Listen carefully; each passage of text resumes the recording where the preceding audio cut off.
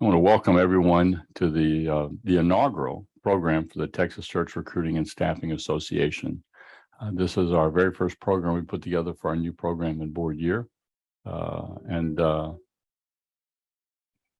it's time to start the meeting because my phone just rang, telling me that it was time to get started. So I want to welcome you all to the Texas Search Recruiting and Staffing Association's first program for the 2022-2023 program year. My name is Mike Lejeune. If we have not had a chance to meet before, I'm president of, there it is, here, Lighting the Path, which is a training consulting company specifically designed to help leadership initiatives as well as recruiting and business development. I'm also honored to serve on the board of directors for the Texas Search Recruiting and Staffing Association, and have worked in multiple capacities. Most recently, I've taken on sort of being a coordinator over programs and communication and working with our membership chair. So if you have not had a chance to join our association, I encourage you to do so. You're going to see some exciting news coming out about the programs that we've got mapped out going forward for the rest of the calendar year. And we're going to be doing both in-person programming here in Houston, as well in the cities around the state. And we're going to be doing another program in August, which is another panel. That panel is going to be for direct hire only search professionals. So we're going to have 3 panelists working that will be sharing their thoughts on that. In September, I personally will be doing a road tour and be going to San Antonio, Austin, Dallas, and here in Houston to do a one-day training for the recruiting industry, doing a workshop for that, and then also doing an owner-manager, a leadership development program in those cities at the same time. And then we'll be unveiling our October and November programs. December is our holiday party, and then we've already started looking in January, and we're working out right now to bring Danny Cahill in after the first year. So we're excited about what's taking place as we reach out. We'll be doing an in-person local program once a quarter, and then the other ones will be virtual so that we can be pushing things out. And we're going to try to work mechanics out to be able to do our in-person programs and actually have the ability to blend it and push that out electronically also over the internet. So we're excited about what's taking place. But I have to tell you, I'm honored to be asked to serve as moderator today. And the reason why is because of these 3 people you see on the screen with me. We invited 3 veterans of the staffing industry. These are people who do staffing / blended. So some do staffing, some do staffing and search. But the focus is in growing a contract, a temporary labor pool for the clients that we serve, as well as as help over on the search side. So let me do this first. Let me kind of introduce our panelists, or rather I'll have them introduce themselves. And because of the statewide emphasis, I'm going to start with Sunny over here, because Sunny is actually not in Houston. She is beaming in, as they say from Star Trek. She's beaming in from San Antonio. So Sunny, welcome. And if you will, tell us a little bit about your background and experience and kind of what your market is, so we can understand contextually when you share comments. Absolutely. So my name is Sunny Myers. I am the San Antonio area branch manager with LK Jordan Associates. I personally have been in recruiting for 21 years. 10 years of that has been with LK Jordan. Although LK Jordan, we have direct hire and temporary placements, my focus is 100% on temporary staffing. 65% of my branch and my desk is clerical, 35% is industrial, and 90% is temp to hire versus just temporary placements. Okay. So you're doing a lot of stuff in the temp to hire space still Correct. Today. Excellent. Super. Correct. Well, did you have any type of industry niche, or you do office clerical, but do you have any kind of verticals within that you focus on? Honestly, we're very diversified. I mean, accounting and finance, marketing, just general office clerical reception. We do some IT. We also look on the industrial side, anything from manufacturing, labor, maintenance technicians. I mean, pretty diversified. Good. So your vertical is horizontal, I call it, so it runs this way, whatever cuts across. Well, welcome. Thanks, Sunny. Christine, tell us a little bit about your experience and your background and your market focus. Yeah, absolutely. So I have been with Professional Alternatives for 15 and a half years. It's the only staffing firm I've ever worked for. And if you ever see any of my posts, it says I heart ProAlt, and that is completely and totally true. I'm super passionate about my company.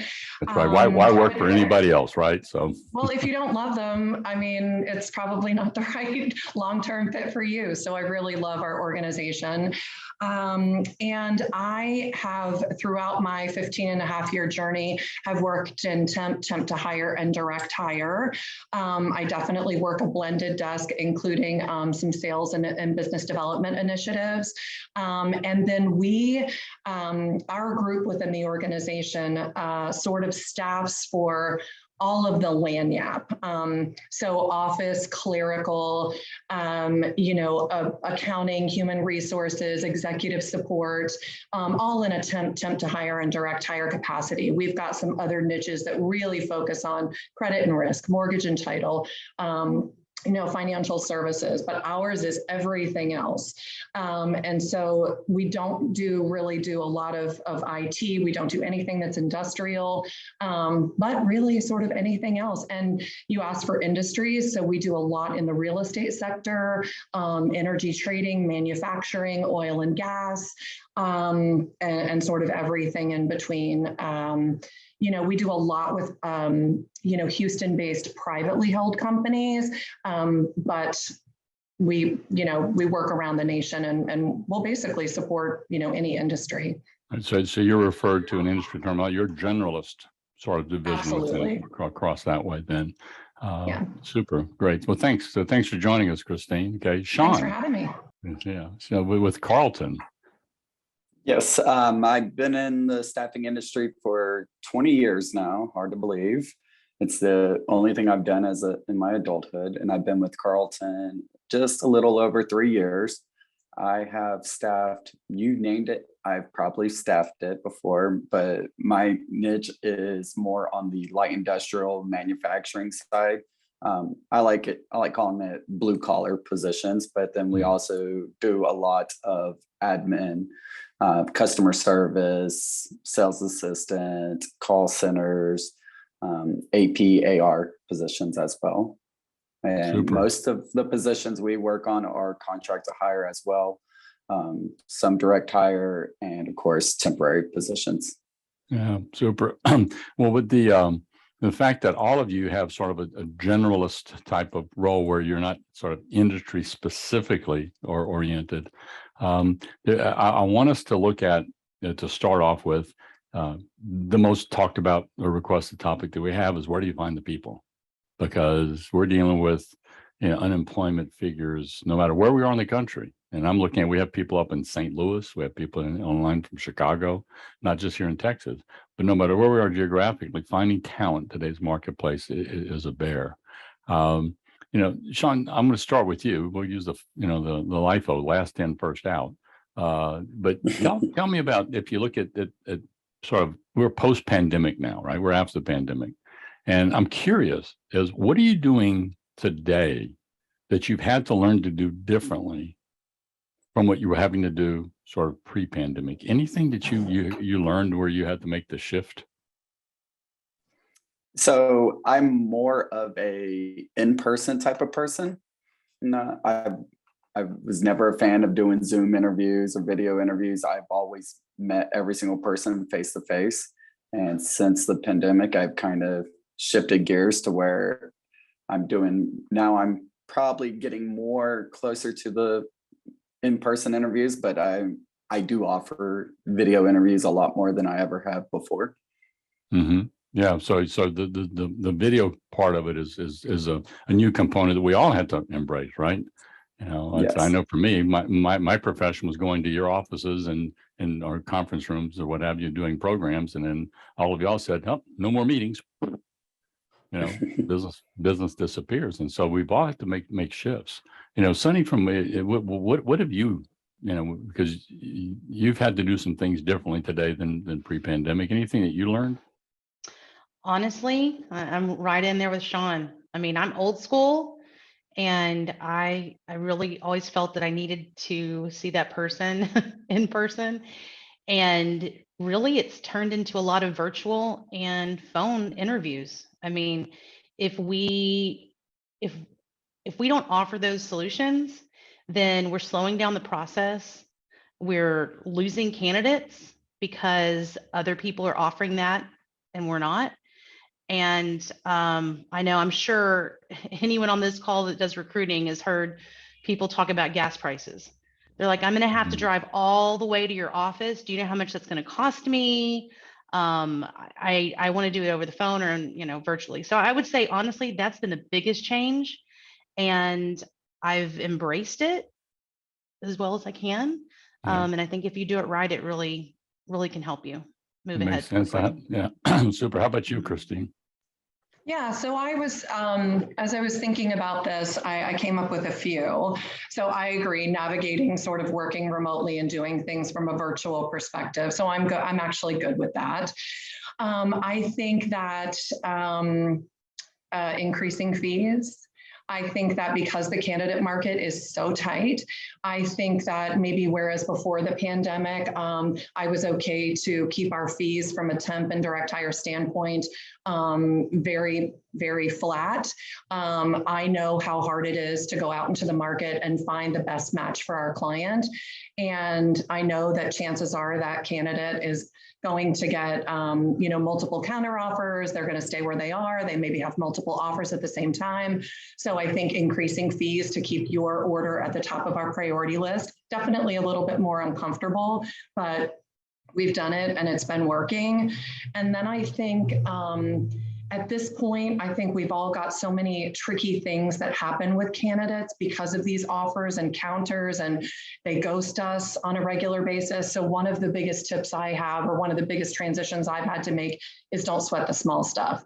I don't know what's going on in someone else's life. I don't pay their bills. I don't take care of their family. I don't commute to their job. So I need to spend less time trying to, break apart maybe what happened with that candidate and do more about how can I pivot and how can I take this, positively moving forward, and we're all having that scenario happen multiple times a day. So just pivoting positively and really trying to push forward and actually, close a deal versus spending too much time thinking about, why am I mad at that candidate or what happened or something like that. Just pivot and move on. So yeah, that makes sense. I talk about don't make up the story in today's time. I love what you're saying. You don't know what's going on in that person's life and with what they're dealing with. And especially don't sweat the small stuff, because there's a lot of moving parts out there. And I hear all three of you talking about, how you continue just moving forward. Here's a question I have. I want you to think about, what have you learned? Because I want to talk about technology for a minute. We're on Zoom right now. We're using Zoom windows. We're using Zoom webinar, which is a little bit different than meeting. But what have you learned about being on Zoom and how you use Zoom that's increased your effectiveness, other than just making it available? Is there anything that you've learned about how to manage a Zoom interview or connect with a client over Zoom that increased your performance, your productivity, and your ability to connect with them? Christine, I see you shaking your head. We'll start with you, then Sean will come up to you. Yeah, I'll totally go. Isn't it about being real? I mean, I think that we're all in a scenario where working remotely or doing something virtually, inevitably, there's always going to be a technology issue, a glitch, the volume's not working. I can't get my screen, to turn on. I have a funny story where they thought it was a cat. A candidate thought it was a cat climbing on the back of my sofa. It was actually a bunny that I had rescued. And it was went right behind me. And it was really hysterical. We laughed about it. We bonded about it. And it just really helped and grew the relationship. If you can't have laughter, and again, let's not sweat the small stuff when it comes to technology. We'll figure it out. Okay, at least I can hear you. I don't have to see you this very second. We'll figure it out. But I think just being flexible and being real. Yeah, I like that a lot. So yes, I just want you to know that this is not my Zoom outfit. This is not like a coat and I got my jogging shorts on behind this. I actually have my long pants, and I'd show you, I'm wearing shoes today, for y'all. So it's a great thing. So Sean, how about you? What have you learned? I've become, like, my interview numbers I can get higher up there for the week because I can schedule back-to-back Zoom interviews, and especially being that the Zoom is a timed interview, so it cuts you off, so I can do more in a day. Yeah. So are you saying that you've raised your expectations of yourself? Yes. Is that your point? Yes. Yeah. My productivity numbers are going up on the interview of candidates. Yeah. Okay. Can I ask a question about that? It's made me think about something. Are you the one who raised your own interview numbers, or did your boss, because I know who they are, do they come to you and say, Sean, you need to increase your interview numbers? Kind of a mixture of both. Okay. That's an honest answer. Means we were all getting to those numbers, and it's all like, oh, okay, well, let's just make these the numbers that have to be.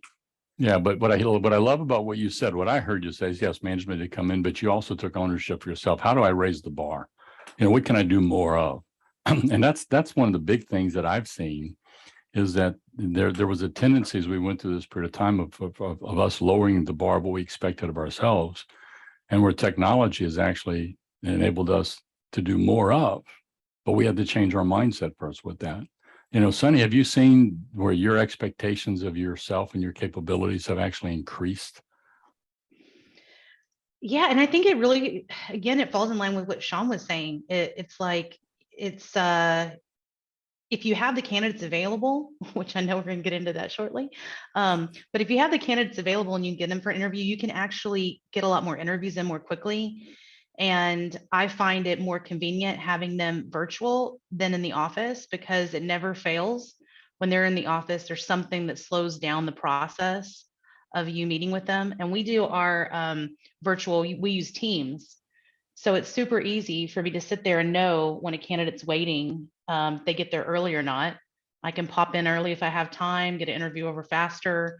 I don't know. It's just been great for time management on my end.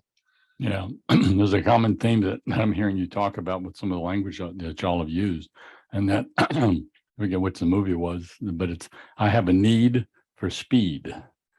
And in today's marketplace, I'm not talking about lowering quality, but being able to move at a faster rate of speed, expecting ourselves to move at a quicker rate of speed. And what kind of processes and systems? I love this thing where you literally have using Teams to be able to look at and set things up so you can watch what's going on to be able to move quicker and move the process forward.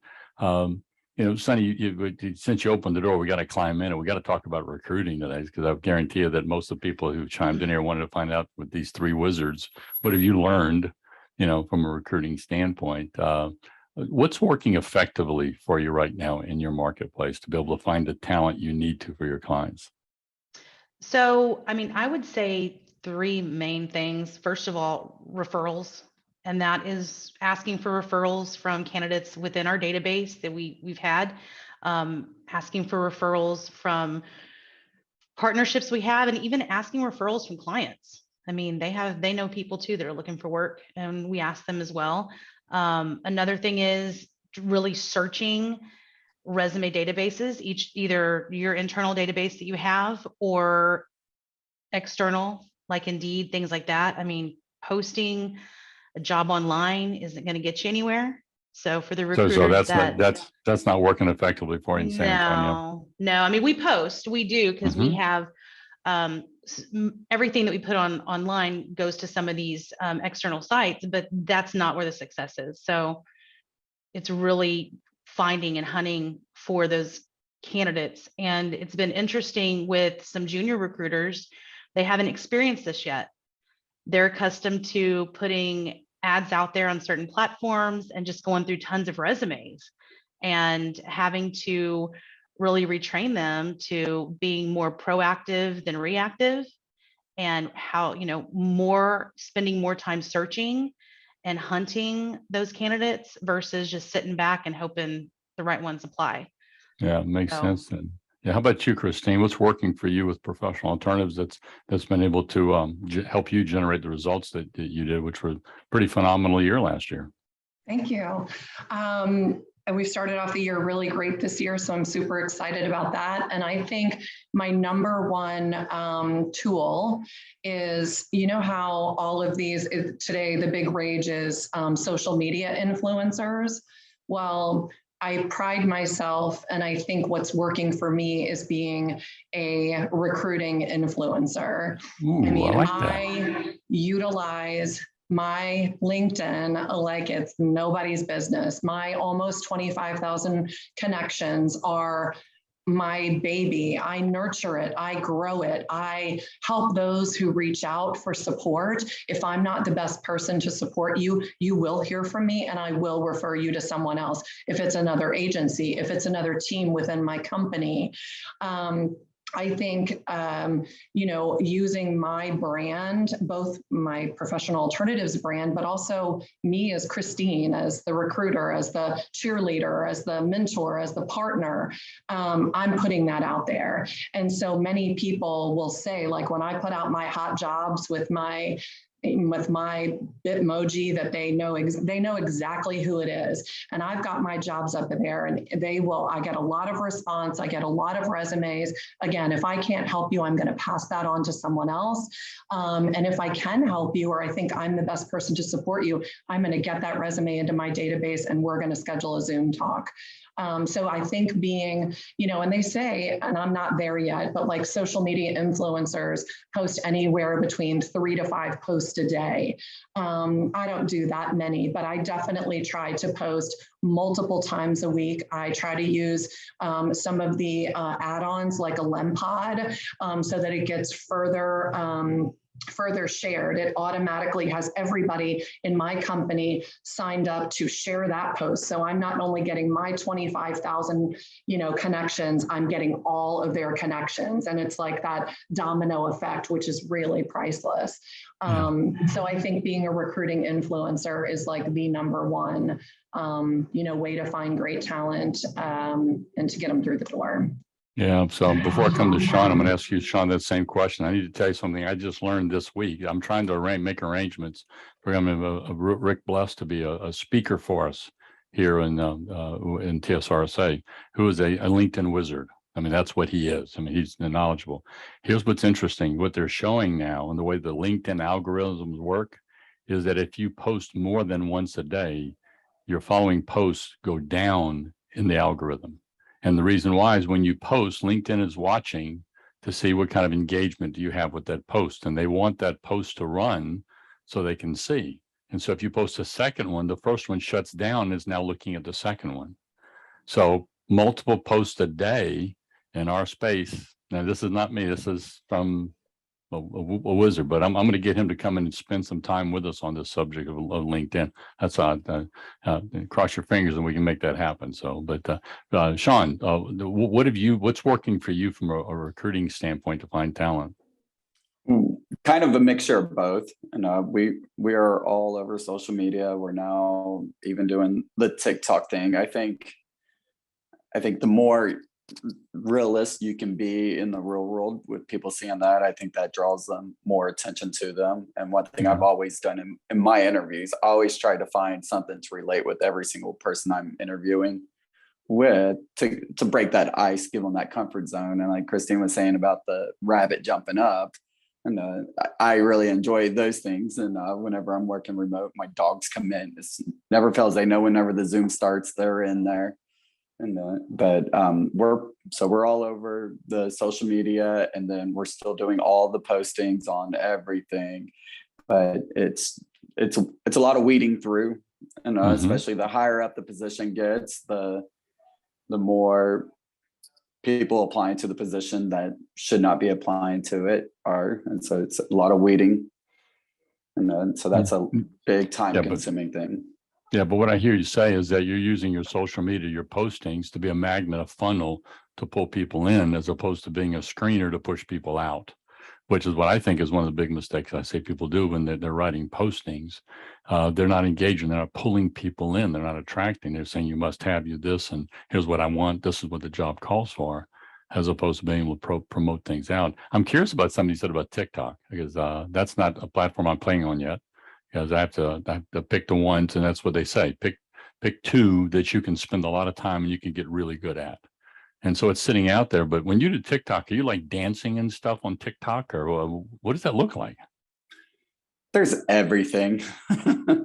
I feel like I'm too old for it, but I'm not ashamed to make a fool of myself. I'll laugh at myself. So they tell me to do something, I'll do it.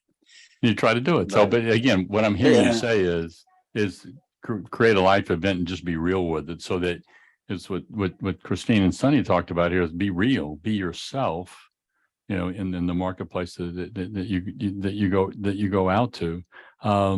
I need to go down, Christine, I need to ask you a question. You have 25,000 connections on LinkedIn. This isn't a contest. This isn't a contest. There's a reason I'm asking this question.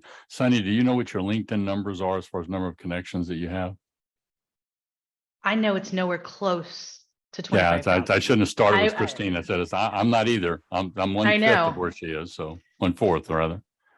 I know it's over 1,000, but I don't know exactly kind of past moving that. In. What about you, Sean? Do you track yours?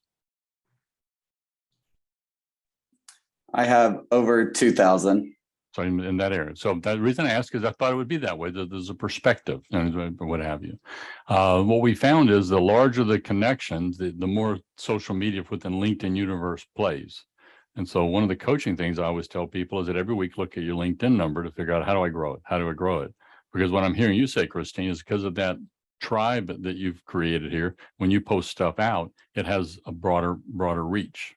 I'm experiencing the same. Yeah. So teach us something, if you will. Okay. How did you get to 25,000? So, you know, I definitely started off slow and didn't necessarily embrace it. And it's the one, like, I mean, I post on my Facebook and my Instagram just for personal, you know, types of things, but I'm nowhere near as passionate about that as I am with LinkedIn. And I think it's just a way for me to get my personality across, to share what's important to me about my company, about my clients, about the roles that we're working on. I think it is a marketing platform where someone gets some great insight as to, even if they've never met me, which obviously, I mean, I've not met 99% of my LinkedIn profile, you know, my LinkedIn connections, but they can still get to know me, and they can, you know, they can message me. I'm going to reply quickly. It is just a way for me to easily and quickly reach, you know, I mean, how many people, when I do a post and then all of my colleagues share that, and then how many people am I really reaching? And all they have to do is send it to one person, or it come up on one person's feed, and then I've found the right person for one of my big roles. It only takes one, you know? And so anything you're doing to get them to connect with you, though? Yes, yeah, it's my post. I mean, I definitely utilize my LinkedIn recruiter. I'm targeting them very specifically. My messages to them have really great energy, and it's more about networking with them versus necessarily targeting them exactly. They might not be the right fit for my opportunity, but they probably know a few people who are, and I need to get my hands on those folks. Yeah, what I hear you say, you really think in terms of network. Not filling the job, you think in terms of network, because you know the network will help you fill the job, as opposed to going find a candidate making it a transaction. You know, Sonny, I'm thinking about the desk that you were describing you have, where you have all these different types of silos that you work with. Time management's got to be a booger bear whenever you're trying to do this, do that, and, you know, trying to move across the board. When you're looking at today, how do you manage your schedule to get maximum productivity at the level that you want it to be? Sure. So first of all, blocking out time for various activities and not allowing other activities to kind of bleed into that time. I also spend time planning. I think that's really important. I typically plan a lot of my activities. My interviews are planned out a week in advance, and these aren't necessarily scheduled interviews, but my slots that I'm going to be interviewing candidates for. And also I use a scheduling service through FreeBusy for. I'm gonna say that slowly. So say that slowly so people can hear what you said. Sure. So I use the scheduling service FreeBusy. FreeBusy? Just like it's Free spelled? busy, correct. FREE busy, and it integrates into my Outlook. So it kind of does the work for me after hours. If there's a candidate that I'm trying to get in front of, I can call them. I'm sorry, I text, I email, whatever I have to, but I can send them a link to my calendar, and they're scheduling themselves at 1 a.m. in the morning or 5 a.m. in the morning, or, on a Saturday. And so sometimes I come in and I wasn't able to get some interviews scheduled for the next day, but then overnight people responded, and I walk into, 7 people that have self-booked themselves. Yeah. So So I'm assuming with a the lot. name Free Busy that it's free.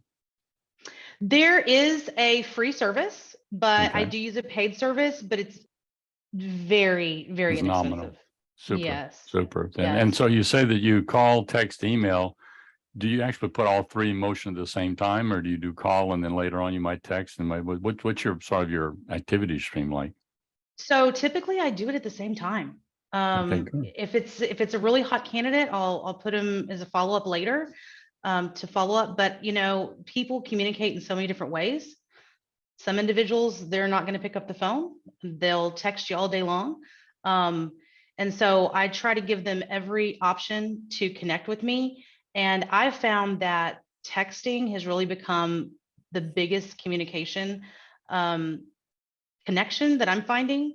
And we do have an integration for text as well that I use on my computer that goes to my phone, it goes to my desktop, and I just can sit there and be texting someone at the same time I'm leaving a message. So Super. I love that. I thought that's where you're headed. How about you, Christine? I don't like to use the word time management, because as soon as I say time management, people go, all right. But how do you literally sort of manage your time to get the type of productivity that you want to, which are really high? All three of you have really high standards. Yeah, well, I'm with Sunny on the blocking my schedule. So if it's whether I'm blocking them the time in certain afternoons for interviews, whether I am blocking it to actually concentrate on a particular job order, whether it's business development initiatives, definitely blocking it out and putting it on that Outlook calendar. And then the second thing, and I think it's just totally basic, and I think we've all learned it from you and from Barb Bruno, is top 6. I never, we have a company one where it's like a spreadsheet where it gives you the top 6. I have gotten away from filling that out, but every day before I shut down the laptop or close my day out, I have listed my top 6 initiatives for things that I am going to complete the next business day. And I work for a division president. And so it's very often that I will have that top 6 in her inbox before she's even in the office. That way she knows, because, if I'm working from home and she's working from the office or she's working from somewhere else, she will always know what my plan is from the start of the business day, and that those are the things I'm going to tackle and complete. And it also gives her and me the opportunity to be able to edit, adjust, pivot to something else. Exactly. Add that I've got to do a reference check, or add that I've got to follow up with a particular candidate or client. But yeah, I'm not shutting down the day unless I've checked off that top 6. And those are typically top 6 closest to the money. Always. So yeah. Always. Yeah. I love this thing about what you're talking about, having these 6 priorities for the next day. Because guess what? You put those 6 things together, what happens? You come to work the next day and you get to do plan just like you thought. No, there's no changes and no interruptions. No, that's not true at all. What happens is, like Sean knows, that something happens, throws you off course. But now you've got the 6 things, so that when you have to go deal with life, you have something to come back to, so you still get a chance to drive yourself forward. So I love that. How about you, Sean? What from when you look at sort of managing your time, what type of tools or resources or mindset have you developed? So I play the more flexible role, and I don't set blocks out. I have a mental block for my Outlook calendar. I try not to schedule an interview. My first interview, I try to schedule it at 9 o'clock in the morning, even though I'm in the office at 7, unless the candidate says, hey, I'm working, can we do a 7:30 interview? That's perfectly fine. I always leave it up to them to pick the time that they interview. Because if I'm telling them, no, I'm interviewing at this time, well, it's a 50-50 chance they're going to show up to it if you're dictating everything with them. So I kind of leave it up to them on that part, but I try to do 2 hours of interviews in the morning back to back, and then 2 hours in the afternoon back to back, and then use that middle time as floating time to handle any other issues. But like Christine says, first thing in the morning, 7:30 in the morning, I'm creating a checklist for the day. This is what I'm going to tackle today. And of course, it's a moving target because 8:30 might get a call needing 10 people for tomorrow for a project. Well, this other position, it's kind of going to slide down a little bit. So it's constantly moving, and you just have to be flexible. Right. So you recalibrate as you're moving the ball forward on this. So what I find interesting in what you're talking about is that there's an intentionality that all three of you have on how you manage your day. I mean, when I ask that question, it's very specific. There's a mindset that goes in. This is what I'm doing to drive my business forward.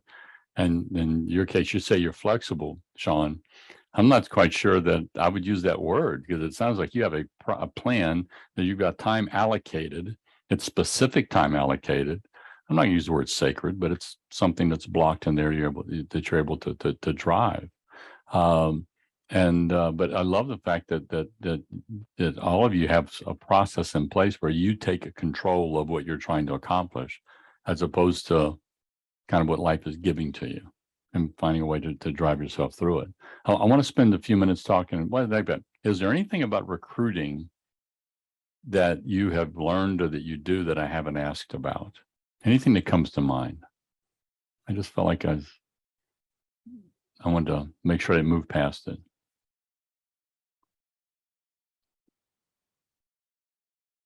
Nope. So we covered that well, because I want to talk about the clients. That's why I want to do, because in today's marketplace, with a show of hands, how many people have no jobs to work on? That's what I thought. Okay, so the marketplace right now is pretty fluid, right? There's a lot of business that's out there. But my question is they're also getting a lot of phone calls from people like us, aren't they? The clients. How do you stand out whenever you're trying to approach somebody who's new to you, that's a prospect? How do you stand out to try to separate yourself from the other two guys who are on this thing? If all three of you, what would you do differently? Sonny, what do you do to stand out in San Antonio when you're trying to approach me as a prospective client? That's a good question. I mean, I don't think that we've necessarily done anything different than we typically have. I mean, we've been in the market for a while, and we do have really great tenure in our team. So that's always been, great. But I think that the big thing that we focus on is really offering solutions to our clients and being able to provide market insight to them. And most importantly, just that communication. I think once we can have an opportunity to meet with them, and they do understand that we do understand the market, we do have solutions, and we're not just, okay, it's black and white. We're going to say, well, what's your goal? What are you trying to accomplish here? And offer some solutions to maybe help them find those candidates, or readjust to the job description or whatever it is to, I don't know, find the best candidate for them. I'm kind of talking in circles, but I really don't think we've done anything different. I really just think that you have to know your market.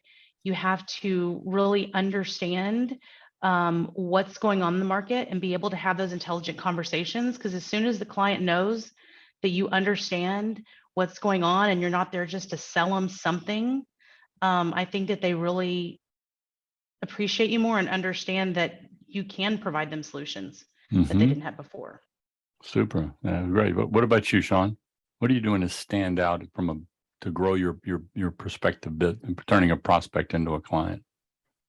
Having those hard conversations with the client on the front end, letting them know, like if a client's calling saying, oh yeah, I need a warehouse person, temp to hire, paying $12 an hour. Well, having that open conversation with them, you're not going to find it for them. And you're at that rate, you're competing with McDonald's and Target and H-E-B, and they're all paying 15 to 16 an hour, starting off a high school kid, and you have all these expectations.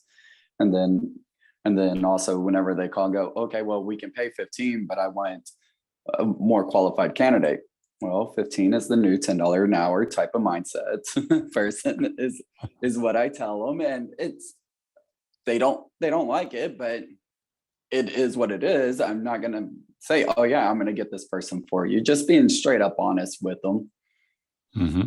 Yep. I love that then. How about you, Christine? So I think that, I think there are a few things. One, a potential new client, I am going to send them straight to our Google reviews because I think that them reading about other client or candidate experiences, and that's something that we really pride ourselves on is having some really great reviews out there that we've really made an impact, both from a client and a candidate perspective. So send them to the Google reviews. Of course, you know, my LinkedIn, send them straight to my LinkedIn. Our company website is amazing. But then also one of the things that we've done when we've put together some proposals for new clients is we have a reference sheet. And one of the things I think we're most proud of is being able to build that reference sheet of some really stellar, reputable organizations that are growing and thriving. I mean, my boss, who's been in the industry for 50 years, some of her clients have been hers for 30 plus years. So if the CEO or their CHRO is willing to be a reference for us, and we can provide a direct line and an email address, and they can reach out directly to find out about our commitment and our success rate and what we bring to the table. I think that's monumental. And sometimes even just having that list is reason enough for a client to say, I'm going to work with you, or, hey, I'm ready to give you an exclusive. So sometimes they don't even call, or message them. It's just having the list. And it's also a neat conversation to have with your existing clients. Could I put you down? Could I use you? We have such a valuable relationship. It's so precious to me. I'm trying to build my business, to stay in business. Would you be willing to support me? And it's been received really, really positively. So what I'm hearing you say is you're overt in going out and seeking reference reference information in that area. Is there something you can do to drive people to Google reviews to actually put reference reviews on Google, or is that just something that happens organically? Oh, I mean, it happens both. It happens organically. You can absolutely drive them there. I mean, I was literally, before we got on here today, I was thinking like, I need to ask some of my recent placements, which are very unique national positions. I need to have those candidates go out there because I get it via text and email and verbiage that, oh my God, this has been such a pleasure to work with you, or your team is amazing. Like, I've never worked with another recruiter like you. Could you go and type it in the Google review? I mean, please do that. And really their loyalty and commitment because of their great experience is really going to draw them there, and they will take the time to do it. Yeah. Sean, I see you nodding your head. Is that something that you and Carlton, that y'all have a sort of a process or something, kind of a plan to go and do that? Like Christy said, we kind of, whenever a candidate is praising you over the phone, and it's all like, okay, yes, here's the link to write the Google review, and we send them out. I don't send them out to every single candidate because you know what you're going to get with everything. It's going to water it down. But whenever someone does talk highly about you and you have a really good conversation with them, then I'll ask them. I'll never like, hey, go write a Google review. But I get so many calls from people that go, yeah, I saw y'all's reviews on Google, and that's why I wanted to call y'all, because I mean, there's a staffing company next to every Starbucks. Yeah, man, that's why I asked the question. We have to stand out in today's marketplace, and I think it's an important aspect of what we do is, and so I love this idea of being overt that y'all are talking about. Sunny, do you have a process, or a references an important part of what you do with LK Jordan? Absolutely. So we have ours is kind of automatically generated. So it goes out to every candidate. We have something that goes out to every candidate that has met with us, and then every candidate we've successfully placed. And we initially asked them for just an internal review. And Mm. so, you know, occasionally, like Sean had mentioned, you have some individuals, you know, there was a situation probably on the candidate side that, you know, could be something of concern, but we reach out to everyone. And then if there is any negative feedback, we're able to follow up with them directly on that. And then definitely all of the positive feedbacks, we encourage them, you know, go on Google, go here, Glassdoor, whatever it is. And a lot of times they're glad to share. Yeah, so I like that because you took that and sort of changed the words, and I'm glad you did. It wasn't references, it was feedback.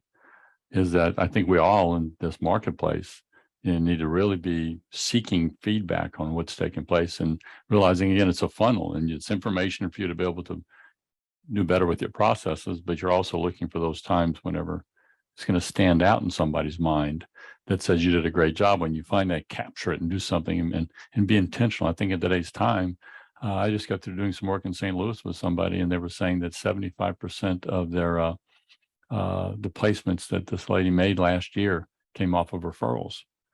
And she's not an anomaly. I mean, y'all talked about that then. So as we get, I'm watching our time here. So it's of course, we talked about this before we get started, how fast this was going to go. At least I hope y'all thought it was fast and it wasn't just drudgery. But here's my question, all right, is that we usually ask, what advice would you give to somebody new in the business? And it's one of my favorite questions. I want to change it today, though.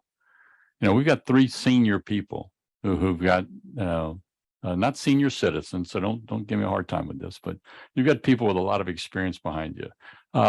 What advice have you learned that you would give to another person, a senior person that might be trying to up their game right now?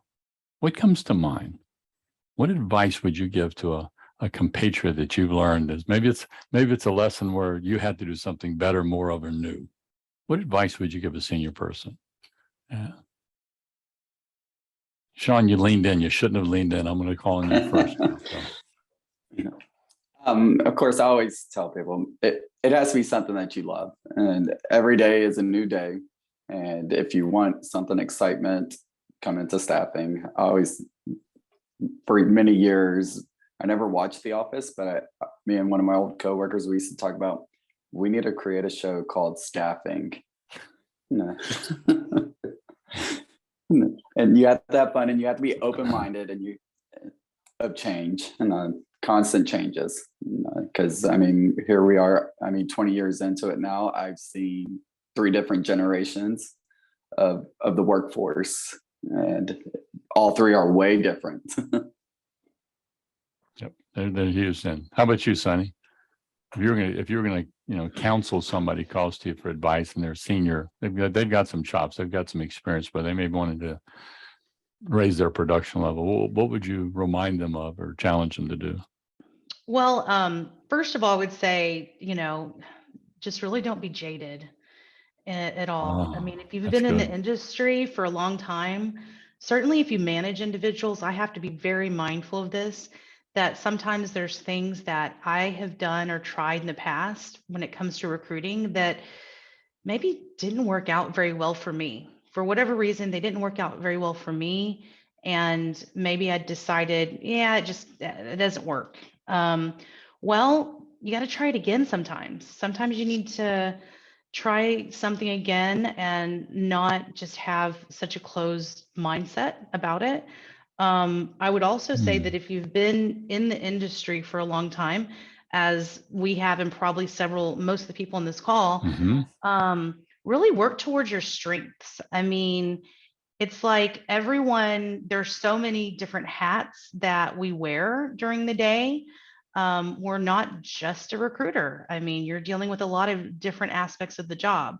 Find the parts of your job that you're the most passionate about and that you're the strongest with, and really focus on those, and, you know, share your strengths with others.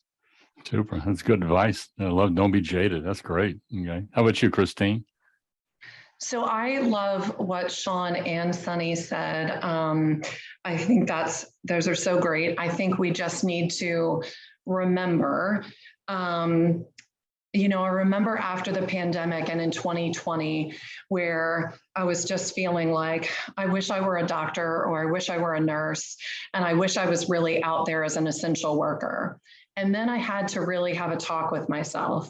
And although I wasn't on the front line, there were tons of people who had been laid off because of this pandemic, this global pandemic, who needed to work, who needed a paycheck, who needed to work amongst other professionals. They needed to be valued. They needed to feel productive. And so I think we always need the reminder that we do something. We have like one of the best gigs in the whole world as a job, as a career. Like, we are making matches. We are solving client issues and helping them build their teams to make their work lives easier, and to let them as leaders take PTO and be with their family. From a candidate perspective, we are changing lives. We are helping them to provide benefits for their families and put money in their bank account. They may be living, you know, paycheck to paycheck. We are giving them the opportunity to get in with some of our great employers, our great clients, to be able to grow and thrive. And we get to support them along the way and keep in touch with them forever. So I think we just need to remember, like, what we do is priceless. And I think to keep the momentum going and the passion for it, and to be enthusiastic, and just to remember what we do and why we love it, and to have that renewed sort of energy about it is crucial. Yeah, that's sage advice from what I call from on the mountaintop. So I want to thank y'all for letting me kind of put y'all on the spot with these questions. But now I'm going to kind of step off, and I'm going to let you guys put each other on the spot for a minute. You've heard each other kind of share thoughts and ideas, strategies, approaches, both technical, tactical, as well as mental.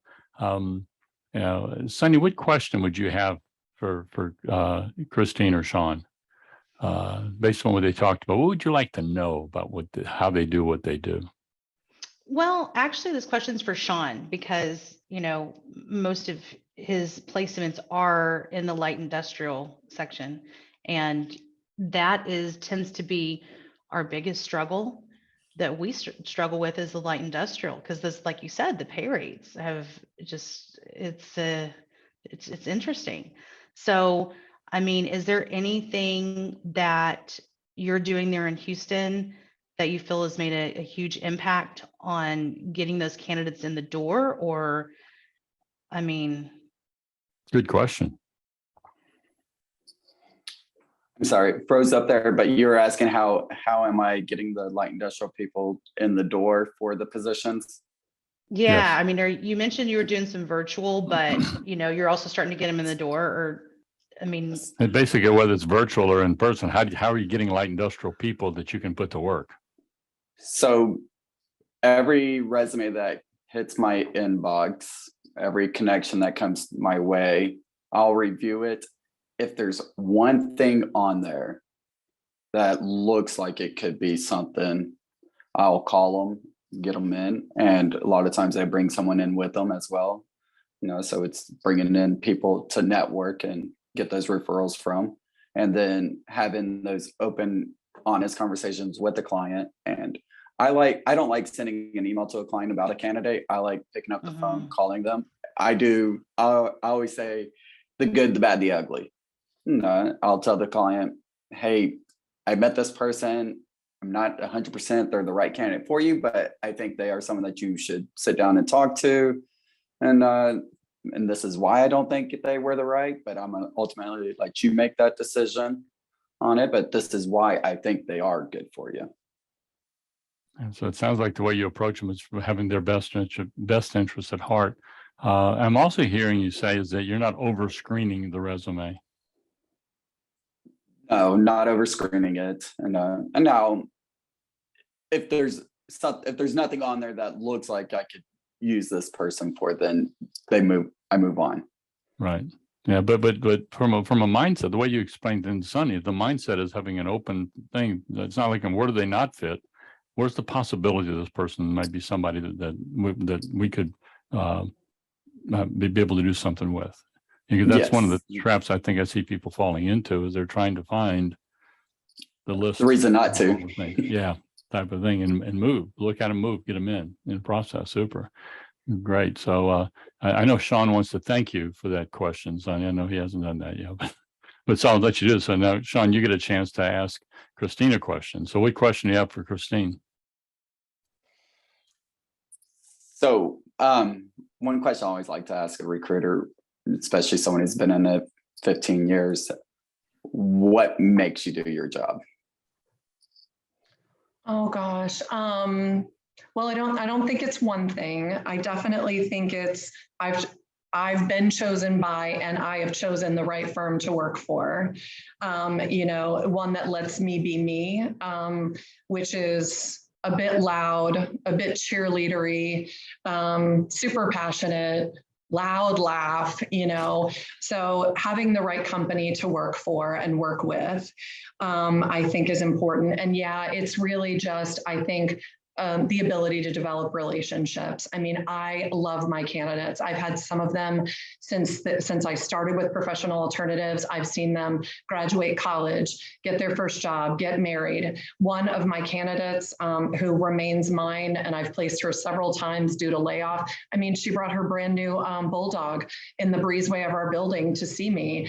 And, you know, I've watched, she brought a baby up to see me and things like that. So I think just being very genuine and just really developing relationships is really priceless. And I think one of the reasons that I've been successful in the industry. So thank you for the question. Yeah, that's great. And so, and of course, now Sunny's sitting there. She's really cringing right now. But so what question do you have for Sunny? So my question is, how often are you or your team turning down or declining business? Maybe because the pay scale isn't right, you know, it's an unfillable order, there's too many other people, too many other agencies working on it. How often are you guys doing that? And what are you telling clients? We're turning down business regularly. I mean, all the time. However, I mean, we're just being honest with them. I mean, basically, if they're paying us for a service, then we want to be able to provide that service.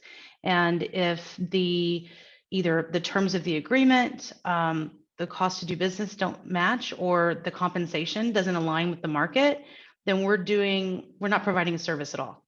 So we've explained that to them. And honestly, though, I would say a lot of them come back. You know, we initially have the conversation, we turn them away, give them a little time, they come back, and we're able to get in line with compensation and markups. And I really liked what you said earlier about markups, because if you're not increasing your markups now, then you should be. I mean, everyone here is probably very aware of how much time it takes, not only from the time standpoint, but also monetary, to find candidates. And if you're not passing that cost along, you should be, because people are prepared to pay for it and you deserve it.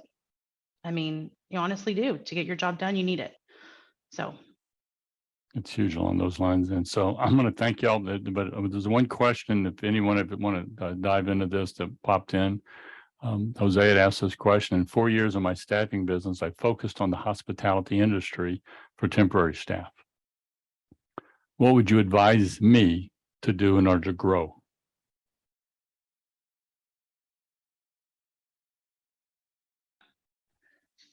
So if I hear the question is specifically for hospitality?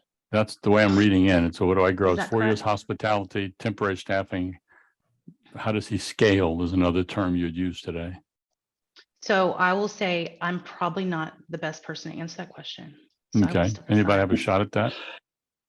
I'll go. I have some. Okay, go ahead, Sean. I mean, I would be using the term pound the street. Go out to the businesses that you're trying to serve, talk to the people working there, network with those people, and that would open up the doors for the companies that you're looking to get in with. and see what the pain is for them, why they're not happy where they're at, and see if there's a way to network with them. Yeah, super. How about you, Christine? You have your final word on that?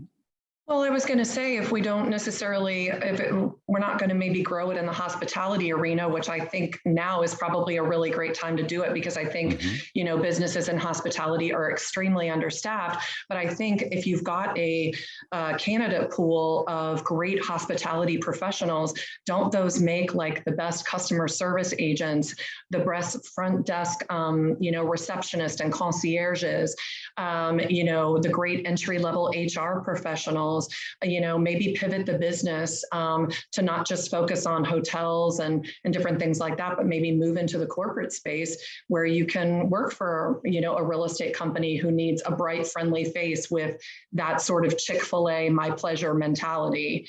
So you could pivot it and grow it that way. That's awesome. I think it's great advice from both of y'all on this. And all three of you talked about this. If I were going to add a cherry on top of that, all three of you in your own way talked about this: know your market. In other words, to grow, how do you, what more do you need to know about your market, both from an industry standpoint, how do you grow that knowledge so that when you go to a client, you can do what all of you talked about, which is walk away from business, because that's not where the market is. This is where the market is, and be able to talk intelligently like that. Now you're increasing your value to the marketplace, which increases your demand and increases your ability to build relationships. So on behalf of the TSRSA, I want to thank y'all for, and I love the fact I'm in Houston. I can say thank y'all for joining us today. You know, Sean, Sonny, and Christine, the group that asked y'all to reach out did a great job in selecting y'all to be our panelists today. Very knowledgeable, and thank you for sharing your heart. If you will mark your calendars for in August, you're going to be getting emails on this. Is that we have Mark Drimley from Richard Wayne and Roberts, who's top 5 producer in our state award programs over the years.